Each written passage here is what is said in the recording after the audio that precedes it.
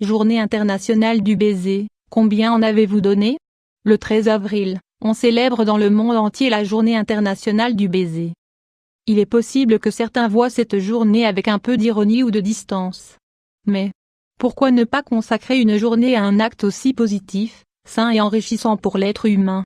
Peut-être que pendant cette journée, vous allez voir les images classiques des personnes qui s'embrassent dans la rue, sur les bancs publics. Mais ce geste naturel et presque instinctif ne se réduit pas uniquement à cet échange de salive entre couples. Le baiser que donne une mère à son enfant ou le baiser qu'un ami donne à un autre ami sur la joue pour lui montrer complicité et tendresse sont des gestes que nous aimons tous voir et bien sûr, mettre en pratique. Alors, dites-nous, combien de baisers avez-vous donné aujourd'hui? Peut-être pas suffisamment. Le baiser, un geste universel d'affection, pourquoi nous embrassons-nous? Si vous vous posez cette question, nous devons vous dire que la science, l'anthropologie, l'histoire et la psychologie encouragent ce comportement dans n'importe quel cas. C'est pour cela qu'il existe une telle unanimité sur le sujet. Chaque discipline nous a donné sa réponse, et elles sont toutes très intéressantes. Baiser couple un peu d'histoire.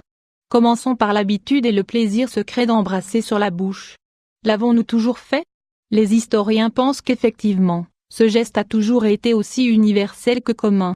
Cependant, si nous cherchons des informations à ce sujet, nous disposons d'une curieuse réglementation imposée autour de l'année 740 avenue JC en Europe, qui fait souvent sourire. Romulus, fondateur et premier roi de la monarchie de Rome, a dicté une loi, plutôt machiste, qui autorisait une pratique que tout le monde voyait d'un bon œil. La loi affirmait que les femmes ne devaient pas boire de vin, qu'elles devaient pratiquer l'abstinence d'alcool, même dans leur propre foyer et qu'elles ne pouvaient pas non plus détenir la clé de leur taverne. Pour détecter une possible violation de la loi de la part d'une femme, les maris devaient se rapprocher de leur visage pour sentir leur haleine. S'ils n'étaient pas certains, ils pouvaient être plus sévères et introduire leur langue dans leur bouche pour en avoir le cœur net.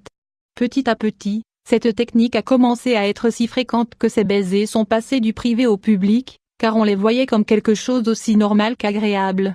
La loi le permettait et cela a été facilement mis en pratique, même si cela ne veut pas dire qu'avant on ne le faisait pas. Les baises font partie de notre biologie. Si nous souhaitons prendre contact avec quelqu'un qui nous attire, que nous aimons et que nous désirons, nous avons besoin d'établir un contact avec la bouche. Nous ne le faisons pas avec les oreilles, ni les coudes, ni les doigts. C'est la bouche qui agit comme lien du plaisir, de la satisfaction et un torrent de multiples émotions capables de nous faire du bien. Il y a une donnée qui, sans aucun doute, va vous paraître étonnante.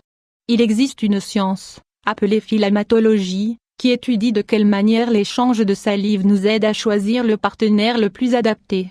Selon une étude menée par l'Association américaine pour l'avancement des sciences, selon son sigle en anglais, les substances chimiques que contient la salive nous aident à évaluer un partenaire pour savoir s'il est plus ou moins adapté à nos besoins. Nous savons que cela peut faire penser à de la science-fiction, mais toutes les personnes que nous avons embrassées ne réussissent pas à réduire le stress, ni à augmenter cette hormone liée à la tendresse, à l'affection, à la compassion ou à l'amour comme le fait l'ocytocine. Les animaux aussi s'embrassent. Baiser animaux 02. Si vous avez des animaux chez vous, vous saurez sans doute qu'eux aussi nous offrent des preuves d'affection et qu'ils se rapprochent beaucoup pour nous donner des baisers également. Les chiens ou les chats nous lèchent le visage, nous cherchent du regard et ont besoin de cette proximité qui nous fait plaisir et nous comble. Hélène Fichet, professeure d'anthropologie à l'Université d'État du New Jersey, États-Unis, et experte mondiale en biologie de l'amour, nous dit que le baiser est un mécanisme d'union et d'adaptation chez la plupart des êtres vivants. Nous pouvons par exemple observer comment les chimpanzés et les bonobos s'embrassent entre eux.